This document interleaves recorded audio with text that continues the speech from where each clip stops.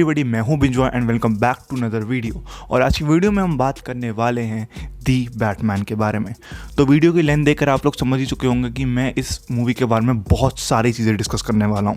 और मैं बेसिकली इस मूवी के बारे में बहुत टाइम से बात करना चाहता था, लेकिन टाइम नहीं मिला, तो अब मैं इसी एक वीडियो में सारी बातें डिस्कस कर दूंगा। तो लेट्स स्टार्ट। बैटमैन की जो मूवी हमें इस साल देखने को मिलने वाली है, उसकी शुरुआत असल में 2014 में हो गई थी, जिसमें हमें इसमें बैटमैन के रोल में बेन एफ्लेक का बैटमैन ही दिखने वाला था।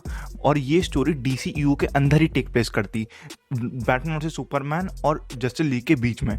लेकिन फिर 2016 में खबर आई कि बेन एफ्लेक, जिन्होंने इसको डायरेक्ट और राइट करने का भी जिम्मा उठाया था, उन्होंने मैट रिव्स को हायर कर लिया है और वो फिर डायरेक्टिंग और राइटिंग की पोस्ट से भी बाहर हो गए।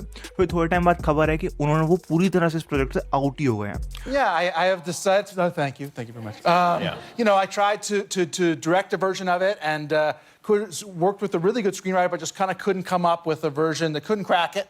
और इसकी वजह से हमारे मैट रीव्स को मिली पूरी की पूरी क्रिएटिव आजादी। और वो बेसिकली ना एक बैटमैन के एक यंग वर्जन को दिखाना चाहते थे, ना कि कोई ऐसा बैटमैन जो बेसिकली बहुत टाइम से इस बिजनेस में और मतलब उसको आदत हो गई है। वो दिखाना चाहते थे एक ऐसा बैटमैन जो अभी भी स्ट्रगल कर रहा है अपनी इन सुपर हीरो रिस्पॉन्सिबिलिटी और अपनी नॉर्मल लाइफ के बीच में। तो इसमें जो मैं रॉबर्ट पैटिंसन का जो बैटमैन देखने को मिलने वाला है, उसको अभी बैटमैन बने हुए मुश्किल से 2 साल ही हुए हैं और वो अभी भी चीज़ें सीख रहा है, वो अभी भी स्ट्रगल कर रहा है। तो मैट रिव्स का विजन थोड़ा सा अलग था। और रॉबर्ट पैटिंसन की ये ट्वाइलाइट के बाद नेक्स्ट बिग प्रोजेक्ट होने वाला है। और पहले तो उन्होंने मेरे मना कर दिया कि वो कोई भी सीरीज प्रोजेक्ट नहीं करने वाले, लेकिन जब उनको रोल ऑफर हुआ तो फिर पता लगा कि वो भी बैटमैन के एक बहुत ज़्यादा बड़े वाले फ़ैन हैं। तो उन्होंने ये चांस छोड़ा नहीं और बैटमैन का एक अपना वर्जन बनाया, एक यंग वर्जन। देखो यार, अब हम सब ये जानते हैं कि क्रिस्टोफर नोलन की जो द डार्क नाइट ट्रिलॉजी थी, वो मतलब अब ऑल टाइम बेस्ट और एकदम लेजेंडरी है। अब उसने बार ना इतना ज़्यादा बड़ा सेट कर दिया है कि तुम उसको छूने की तो सोच नहीं सकते, मतलब बहुत ज़्यादा मुश्किल है। लेकिन ये जो बैटमैन में देखने को मिलने वाला है, ये भी कम नहीं है। ये अगर उस बार को छू नहीं पाएगा तो उसके आसपास तो पहुंच ही जाएगा। मतलब यार, इसके ट्रेलर्स बहुत ज़्यादा प्रॉमिसिंग है, इसकी स्टोरी बहुत ज़्यादा प्रॉमिसिंग है, इसके एक्टर्स बहुत ज़्यादा प्रॉमिसिंग है।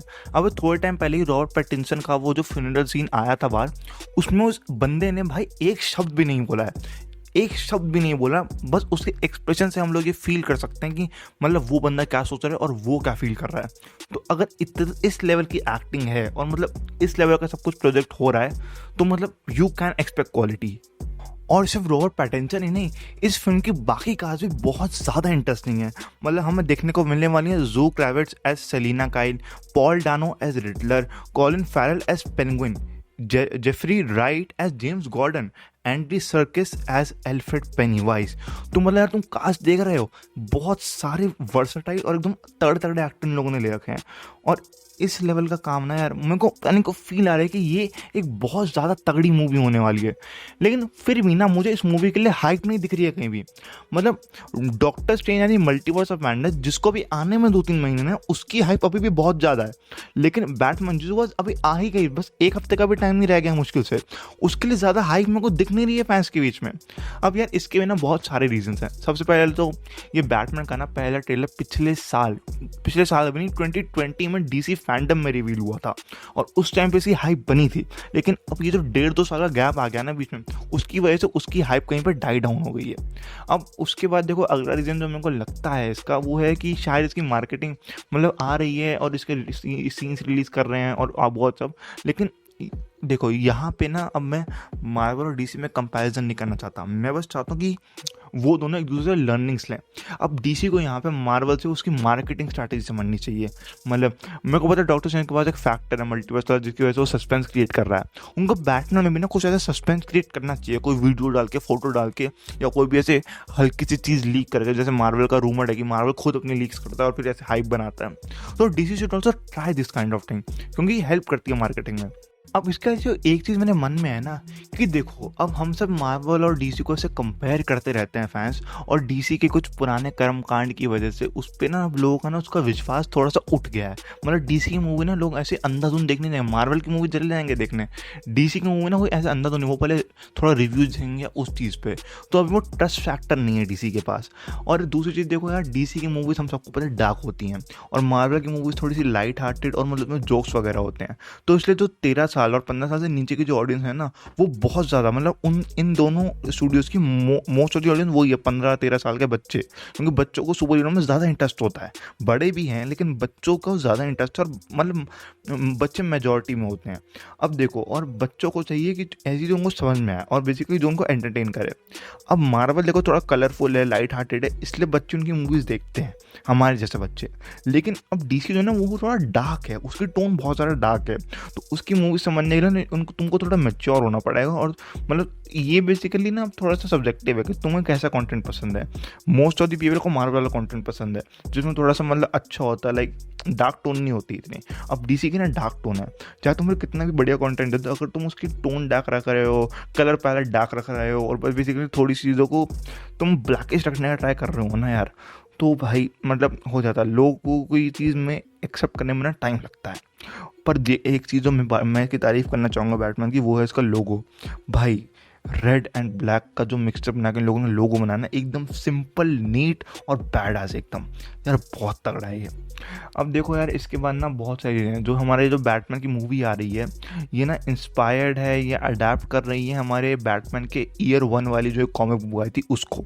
और जिन लोगों को नहीं पता, मैं उनको बता दूं कि ये जो मूवी आ रही है द बैटमैन, ये ऑब्वियसली डीसी के अपने यूनिवर्स में एग्जिस्ट नहीं करती। लाइक जो मेन यूनिवर्स है, जो जस्टिस लीग एंड ऑल है, तो ये मत एक्सपेक्ट करना है कि तुम्हें कहीं से बेन एफ्लेक का बैटमैन दिख जाएगा। ये एक ऑल्टरनेटिव यूनिवर्स में टेक प्लेस करती है, जैसे कि जोकर आई थी। जोकर भी हमारे DCU के यूनिवर्स में नहीं है, उसमें अपना बैटमैन है, बट वो दूसरा यूनिवर्स का है। तो ये तुम कोई भी एक्सपेक्ट नहीं कर सकते किसी भी कैरेक्टर का दिखना या कुछ भी। इसमें कैरेक्टर डिफरेंट है, गॉथम सिटी डिफरेंट है, कैरेक्टर सेम है बट एक्टर्स डिफरेंट है, मतलब अलग अलग स्टोरीज हैं सबकी। और ये भी एक फैक्टर है कि मतलब लोगों को ना, मतलब अभी डॉक्टर स्ट्रेंज स्पाइडरमैन में नॉस्टैल्जिया बहुत बड़ा फैक्टर था कि मतलब तुम्हें दूसरे कैरेक्टर से कैमियोज दिखा रहे हो, बट इसमें तुमको कैमियो नहीं एक्सपेक्ट करते। इसमें मूवी है वो स्टोरी के बेसिस पे चल रही है कि तुम्हारी स्टोरी कितनी तगड़ी है। और मतलब यही चीज़ है कि मतलब अब तुम कुछ एक्सपेक्ट कर नहीं सकती ऑडियंस, और ऑडियंस सोचती है कि एक दूसरे कैरेक्टर ने एक दूसरे बात करें। ऑडियंस को ना जो चीज़ इंटरेस्ट करती है वो है कि एक कैरेक्टर अपनी मूवी से आकर दूसरे कैरेक्टर की मूवी देखे और वो दोनों बस बात करें, इंटरैक्ट करें। लोगों को चाहिए वो, ये चीज़ ना लोगों को अट्रैक्ट करती है बहुत ज़्यादा। देखो यार, मैं शायद इस मूवी को देखने नहीं जा पाऊंगा बिकॉज अभी मेरे एग्जाम्स भी चल रहे हैं, तो मैं वीडियोज़ भी बहुत मुश्किल से बना पा रहा हूँ, तो मूवी देखने जाना ऑलमोस्ट इम्पॉसिबल है। बट अगर मैं गया तो मैं रिव्यू ज़रूर बनाऊंगा। और मैं यार बहुत ज़्यादा एक्साइटेड हूँ मूवी के लिए, बिकॉज मैंने भी ना आज तक डीसी की एक भी मूवी नहीं देखी है जो डीसी की मेन टाइमलाइन की है। मैंने जोकर देखी हुई है क्योंकि वो ऑल्टरनेटिव थी, और इसके लिए भी ना मैं ना जस्टिस लीग देखने की करता, क्योंकि मुझे पता उसके लिए मुझे मतलब पुरानी मूवीज़ देखनी पड़ेंगी और ज़्यादा समझने के लिए और कैरेक्टर डेवलपमेंट के लिए। बट ये जो मूवी है ऑब्वियसली ऑल्टरनेटिव यूनिवर्स में, तो ये मैं कोई भी मूवी देखे बिना देख सकता हूँ। लेकिन अब वही है कि मतलब मेरे पेपर्स चल रहा है, मेरा थिएटर जाना ऑलमोस्ट इम्पॉसिबल है। तो इसलिए आप नीचे कमेंट करके बताएं कि क्या आप में से कोई मूवी देखने जा रहा है, और अगर जा रहा है तो वो कितना एक्साइटेड है। और अपने दोस्तों को थोड़ा बताओ इसके बारे में, थोड़ा डीसी में घुसाओ दोस्तों को। लाइक डीसी में मुझे पता है गलतियाँ करी हैं, बट मेरे को लगता है कि जितनी उसने गलतियाँ नहीं करी ना, उससे ज़्यादा तो उसको मार पड़ती है, उससे ज़्यादा तो उसको हेट मिलती है। मतलब हाँ, और पता है डीसी की मेन गलती नहीं है, मेन गलती मेरे हिसाब से यहाँ पे वार्नर ब्रदर्स की है, क्योंकि उन्हीं के कुछ क्रिएटिव डिफरेंसेस की वजह से और उन्हीं के ही मतलब रिस्ट्रिक्शंस की वजह से ना डायरेक्टर छोड़ के चले जाते हैं या कुछ भी हो जाता है। तो इसलिए यहाँ पे स्टूडियो की भी गलती है और थोड़ी बहुत और मतलब ऑडियंस की भी हाँ गलती है कि मतलब वो एक मूवी बस वो ही गलत बनेंगे तो बस वो सारी मूवी जो भी हमको बोलेंगे हाँ इसमें भी ये गलती उसमें भी ये गलती है। Audience also need to get matured मेरे हिसाब से। बाकी आपके इसके बारे में क्या थॉट्स है मुझे नीचे कमेंट्स करके ज़रूर बताएं, और अगली वीडियो में आप क्या टॉपिक देखना चाहते हैं वो भी नीचे कमेंट करके बताएं। मैं आपको अगर मैं उस पर वीडियो बनाऊंगा तो मैं आपको शाउट आउट दे दूंगा। उसके अलावा चैनल को सब्सक्राइब करें, अगर वीडियो अच्छी लगी हो तो लाइक करें, दोस्तों के साथ शेयर करें। और अगर आप जानना चाहते हैं कि हमारा जो माइल्स मोरालेस का स्पाइडरमैन है वो हमें कब दिख सकता है तो लेफ्ट वाली वीडियो पे क्लिक करें। और अगर आप जानना चाहते हैं कि मार्वल के कौन कौन से शोज़ आ रहे हैं तो राइट वाली वीडियो पे क्लिक करें। मैं आपसे मिलूंगा अगली वीडियो में, तब तक के लिए कीप वॉचिंग बिंज बॉय।